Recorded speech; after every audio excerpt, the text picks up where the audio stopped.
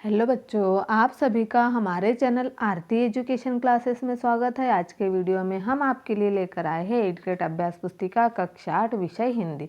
तो आइए बच्चों, हम देखते हैं 8th ग्रेड अभ्यास पुस्तिका कक्षा 8 विषय हिंदी, जो कि हमारी वार्षिक परीक्षा के लिए बहुत ही महत्वपूर्ण है और यह सत्र 2022-23 का है। तो देखिए बच्चों, यहाँ हमें कक्षा 8 हिंदी विशिष्ट के प्रश्नोत्तर दिए हुए हैं जो 8th ग्रेड अभ्यास पुस्तिका उसमें। तो हम इसे यहाँ पर हम देखेंगे कि कक्षा 8 में 3 विषय दिए हुए, हिंदी, अंग्रेजी और संस्कृत। तो हम आपके लिए लेकर आए हैं कक्षा 8 विषय हिंदी का पार्ट 3, जो कि हमारा मध्य प्रदेश की संगीत विरासत है। पार्ट 3 का नाम क्या है? मध्य प्रदेश की संगीत विरासत।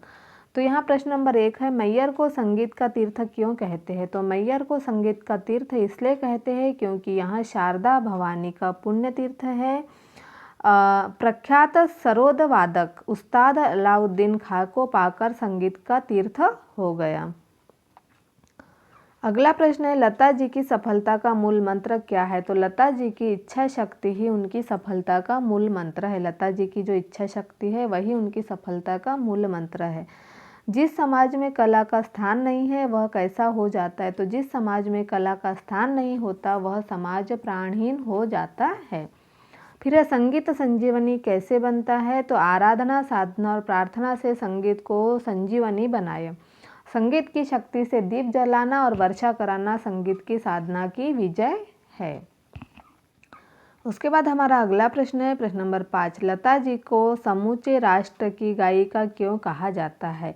तो लता जी ने हर भाव, धर्म और भाषा के गीतों में अपने स्वरों को संजोया, इसीलिए वे समूचे राष्ट्र की गायिका है। फिर है, देश कब धन्य हो जाता है? तो जिस समाज में कुमार गंधर्व जैसे संगीत प्रेमी पैदा हो जाते हैं वह देश धन्य हो जाता है। कुमार गंधर्व का वास्तविक नाम सिद्धराम कोमली था। फिर हमारा अगला प्रश्न है, प्रश्न नंबर 7, संगीत की महिमा अपने शब्दों में लिखिए। तो संगीत की महिमा अनंत है। संगीत में मौजूद शास्त्रीयता से साधना को महत्व दिया जाता है। संगीत में विद्यमान मधुरता से हमें आत्मिक शांति मिलती है तथा जीवन को जीने की उमंग व उत्साह भी उत्पन्न होता है। यही संगीत का सामाजिक महत्व का प्रभाव है। फिर देखिए बच्चों, हम अगला प्रश्न देखते हैं जो कि मूल्यांकन 3, जिसमें प्रश्न क्रमांक 8 है। तो यहाँ पर हम देखेंगे, मध्य प्रदेश की संगीत अकादमी उस्ताद अलाउद्दीन खां के नाम से क्यों है? तो उस्ताद अलाउद्दीन खां संगीत के क्षेत्र में बहुत प्रख्यात थे, इस कारण मध्य प्रदेश संगीत अकादमी का नाम उनके नाम पर पड़ा हुआ है। फिर अगला प्रश्न है, प्रश्न नंबर 9, समाज प्राणहीन कब हो जाता है? तो जिस समाज में कला का स्थान नहीं होता वह समाज प्राणहीन हो जाता है। प्रश्न नंबर 10 है, मध्य प्रदेश से जुड़े किसी एक संगीतकार के बारे में कम से कम 10 पंक्तियाँ लिखिए। तो देखिए, हम यहाँ लता मंगेशकर जी के बारे में लिखेंगे। तो लता मंगेशकर भारत की सुप्रसिद्ध गायिका है।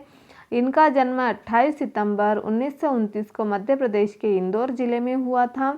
इनके पिता का नाम पंडित दीनानाथ मंगेशकर था। लता मंगेशकर ने गायन की यात्रा 1947 से प्रारंभ की। लता जी ने हर भाव, धर्म और भाषा के गीतों में अपने स्वरों में संजोया है। फिर लता जी को देश में सर्वोच्च नागरिक सम्मान भारत रत्न से भी सम्मानित किया गया और लता जी को स्वर कोकिला भी कहा जाता है। तो इस तरह से हमने लता जी के बारे में यहाँ पर पंक्तियाँ लिख दी है। आप इसे लिख लीजिए और यह कार्य पूर्ण कर लीजिए। तो इस तरह से हम अभी लेकर आए थे पार्ट 3 आपका जो है मध्य प्रदेश की संगीत विरासत, और आने वाले पार्ट में हम लेकर आएंगे पार्ट 4 अपराजिता। यदि आप हमारे चैनल पर नए हो तो हमारे चैनल को सब्सक्राइब ज़रूर कर लीजिए और बेल आइकन को प्रेस करना ना भूलिए, ताकि आपको हमारे आने वाले वीडियो के नोटिफिकेशन मिलते रहेंगे।